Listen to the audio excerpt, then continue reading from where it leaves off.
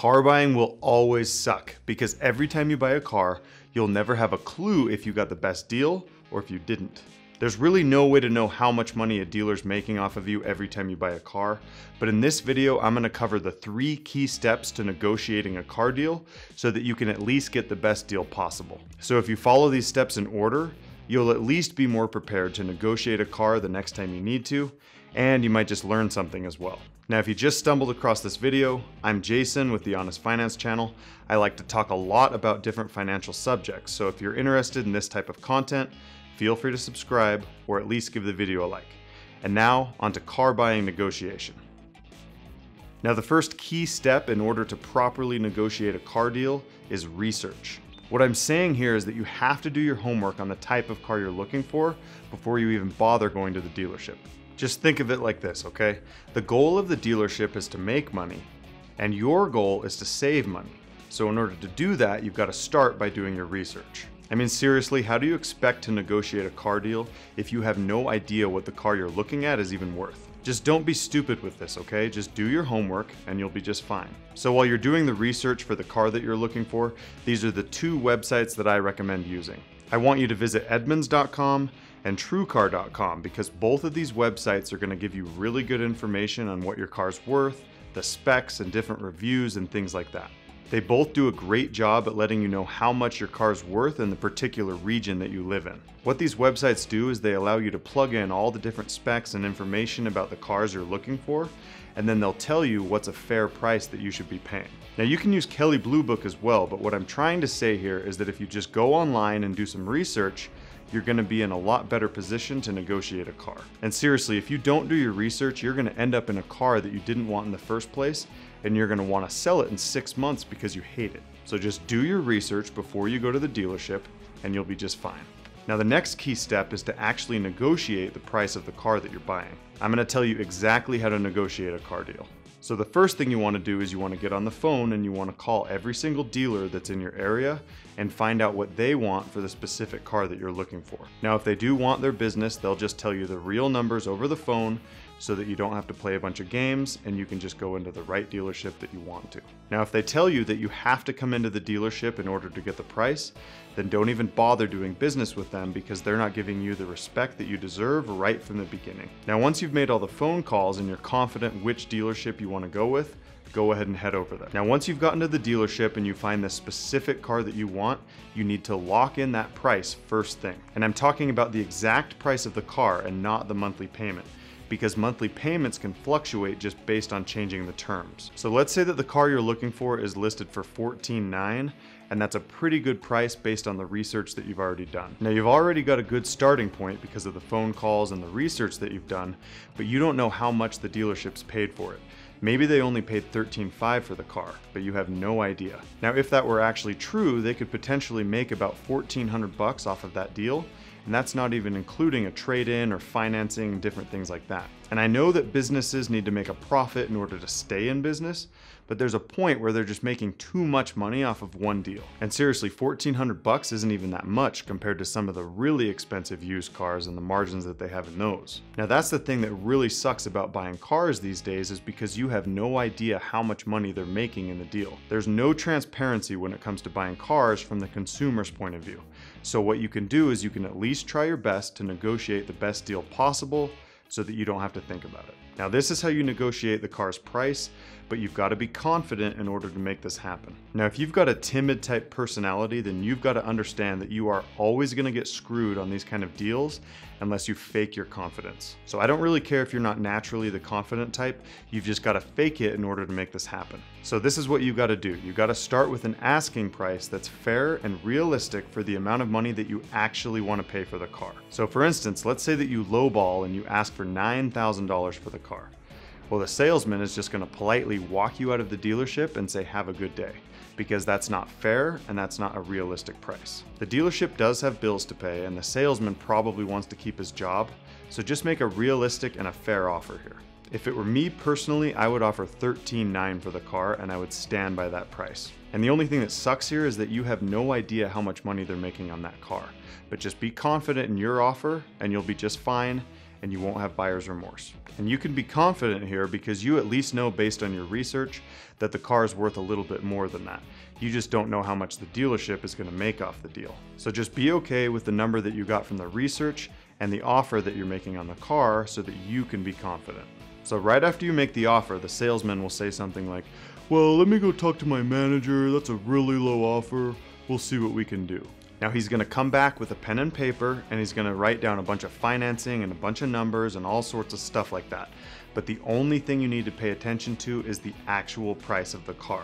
And my bet is that the number on the car is going to be $14,500, which is not the $13,900 that you asked for. He'll still make you feel bad that the company's not making any money and that that's about the maximum amount of money that they can sell the car to you for. And if it were actually true that they weren't making any money on the car, then at this point they would just walk you out of the dealership and they'd say, "Have a nice day," because they really do need to make a profit on the car. So just keep in mind that if they're not kicking you out of the dealership, then you're still worth their time to them. So from my personal experience, I was in sales for 5 years, and I can tell you that there is always a point in a negotiation where it's still worth getting the sale. There's always going to be a point where the salesman can either make it happen or he's got to have you leave. So even if the salesman's commission has been completely slaughtered by your offer, it still might be worth it to them because of monthly sales and yearly sales that they're trying to keep track of. So at this point, just ignore all the numbers on the paper and focus in on the price. Tell the salesman that you can't afford anything but the $13,900 that you offered and that you'll just leave if they can't do that for you. Now at this point, he'll go back to the manager once again and then he'll come back with a new number. This time it'll be $14,200 and he will tell you straight up that they have no money to be made on that car. So now just be confident here and offer once again the $13,900 and just tell him that you'll leave. And seriously, don't feel bad if you need to leave here because it's really easy to just go to one of those other dealerships that you already called and work with them instead. So now the salesman will leave to his manager once again, and this time the manager will come back with the salesman. Now if they can't afford your offer, you'll know that by now. But at this point, you're going to be talking to the salesman and the manager. Now when you're talking to them, they're going to give you a whole bunch of bullcrap about how they're not making any money and how $14,000 is the lowest they can possibly go on the car. Now I'd say $14,000 is close enough to the $13,900 that you offered, so just say yes and make it happen. The thing that sucks here is that if they would have just offered $14,000 from the very beginning, you probably would have been just fine with that and you wouldn't have had to waste any time. But that's part of the negotiation process because if you don't go back and forth a few times, then they're likely to make more money off of the deal. And then obviously you, on the other hand, are going to be spending more money on the car. I'd say that going back and forth about 3 times is usually the magic number. And I'm sorry that this sucks, but you're gonna have to do it every single time you buy a car in order to get the best deal. Now, I'm not gonna go into a ton of detail here, but if you've got a trade-in, you're gonna have to do the same stupid game once again. You've gotta make sure that you get an excellent trade price too, otherwise you're just gonna end up breaking even. So basically, if you get a really good price on your car, but you get a really crappy trade-in, then that's not gonna work overall. You've got to get your trade up here where it's even so that you get the best deal overall. Now I do want to make a point here that if you've got a trade-in for the dealership, keep in mind that most states will actually subtract the total of your trade amount from the total price of the car, helping you with the sales tax. So let's say that you buy a $25,000 car and you have a trade-in that's worth $12,000. So let's pretend that the sales tax rate in your state is about 7%. So what this means is that you're only going to pay sales tax on the difference, which is $13,000, instead of the $25,000 that you started at. So if you've got a car that you want to sell that's actually worth a lot of money, then it might be worth considering going through the trade through the dealership. So let's say that you have a car that's worth like $5,000 and the dealership only offers you $3,000 for the car.